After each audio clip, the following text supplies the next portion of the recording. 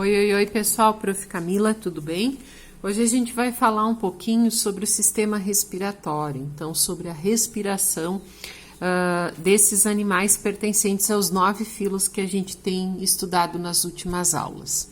Se a gente pensar, por exemplo, num animal aquático e de um animal terrestre, vamos pegar o exemplo do peixe e de um cavalo, né, ou de um cachorro. Os dois vão respirar. O objetivo, tanto do peixe quanto do cavalo ou do cachorro, é o mesmo, né? Por que é preciso, por que se faz necessário, né, os diferentes animais respirarem? Especialmente para realizarem a troca de gases. As células animais, elas precisam de oxigênio para a produção da energia. E elas obtêm isso através do ambiente.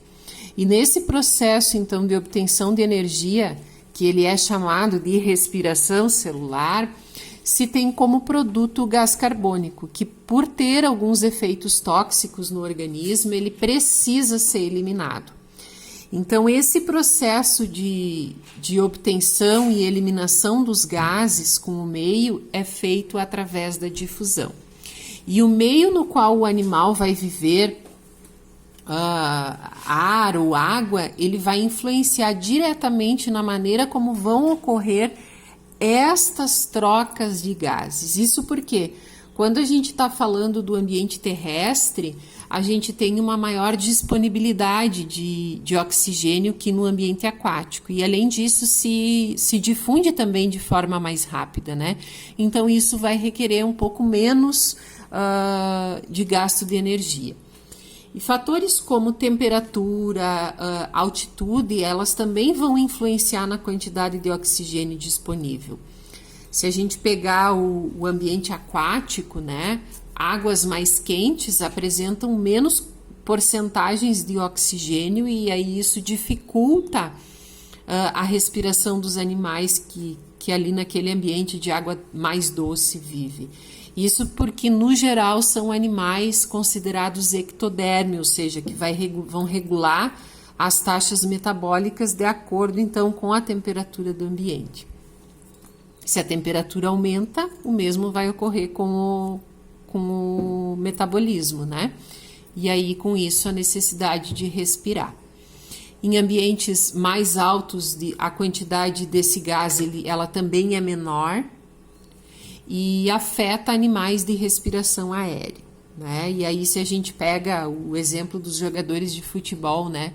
Por isso que quando eles vão jogar em alguns lugares de maior altitude, eles precisam fazer um treino mais adaptado. Por quê? Porque é mais difícil respirar nesses locais, é diferente do que eles estão habituados.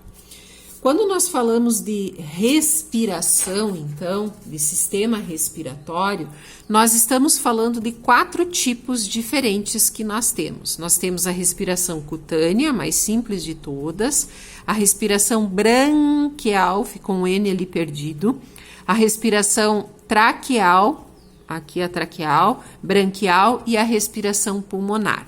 E agora a gente vai ver um pouquinho sobre cada uma destas respirações. Quando a gente fala de respiração cutânea, nós estamos falando daquele tipo de respiração presente nos animais mais simples e que não possuem uma estrutura especializada para a realização dessas trocas gasosas.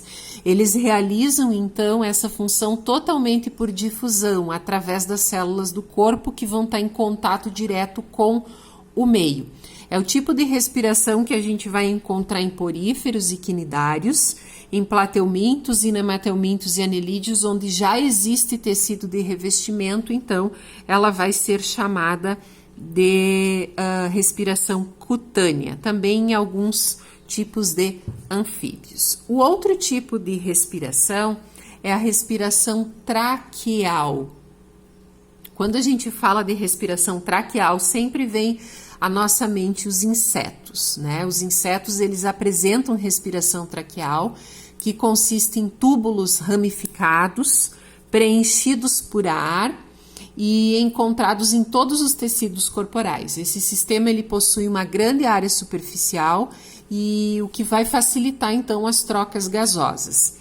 Através do que a gente chama de espiráculos, há então a conexão com o ar. Essas estruturas, então, esses espiráculos, eles podem se abrir, realizando as trocas, e também fechar para evitar grande perda de água. Nesses animais, esse sistema ele está intimamente ligado com o sistema circulatório, já que os dois eles são realizados, então, pelas mesmas estruturas. E como eu já disse no início, então, ela é típica dos insetos. Quando a gente fala do terceiro tipo, que é o sistema branquial, a respiração branquial, nós estamos falando de um tipo de respiração que ocorre em diversos animais aquáticos, onde as trocas gasosas com a água ocorrem por meio de estruturas especializadas, estruturas que são chamadas de brânquias, que são dobras externas da superfície corporal, ricas em vasos sanguíneos. A respiração branquial, ela está presente, então, em diversos animais aquáticos, peixes, crustáceos e em alguns anfíbios, equinodermos, anelídeos e moluscos. Ao passar pelos vasos que vão irrigar as brânquias, o fluido circulatório, que pode ser o sangue ou pode ser a linfa, ele vai ficar próximo da água o suficiente para poder permitir essas trocas gasosas por difusão com o ambiente aquático. E por fim, então, o último sistema, que é o sistema pulmonar, que é o bem conhecido nosso. Deixa eu colocar aqui. Aqui, melhorar. Aqui tá bom. Sistema é aparelhagem. O sistema pulmonar, então, a gente está falando de animais, de um sistema que é típico de animais de terra firme, como certos moluscos, a maioria dos anfíbios adultos, os répteis, as aves e os mamíferos em geral, né? Incluindo nós que temos a respiração pulmonar, aonde as trocas gasosas elas vão ocorrer com o ar, elas ocorrem por meio então de órgãos internos que são ricamente vascularizados e esses órgãos recebem o nome de pulmão. Essa estrutura, então, chamada de pulmão, ela é muito diversificada, ela varia de animal para animal, tá? Nos moluscos, por exemplo, os pulmões eles vão constituir uma bolsa que é amplamente vascularizada. E se a gente pegar, por exemplo, os répteis, o pulmão dos répteis, eles são ainda mais complexos, né? E mais complexos que o dos anfíbios também. O que a gente precisa observar é que dentro dessa diversidade de animais, a gente tem uma diversidade, então, de pulmões. Se a gente pegar o exemplo dos pulmões, do pulmão da ave, a gente vai observar a presença dos parabronquíolos e dos sacos aéreos, que vai permitir o voo desses animais. E no pulmão dos mamíferos, a gente já vai observar os alvéolos pulmonares, né, minúsculas bolsas, e também os bronquíolos, e aonde a parede desses alvéolos, então, vai estar bastante revestida por capilares sanguíneos, que vão ser os principais responsáveis pelas trocas gasosas entre o sangue e o ar, chamado ar alveolar. No livro de vocês, esse conteúdo, ele está da página 135 até a página 137. E no livro de vocês, vocês vão contar, então, pessoal, com as representações, com as imagens, ó. Uma representação do sistema traqueal dos insetos. Aqui a gente tem a representação do sistema branquial, especialmente das espécies aquáticas.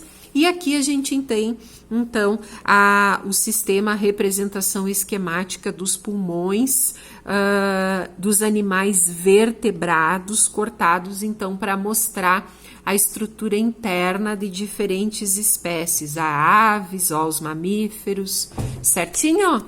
Muito bem, no próximo vídeo a gente vai falar um pouquinho sobre o sistema circulatório. Beijinho, beijoca, até o próximo. Ri.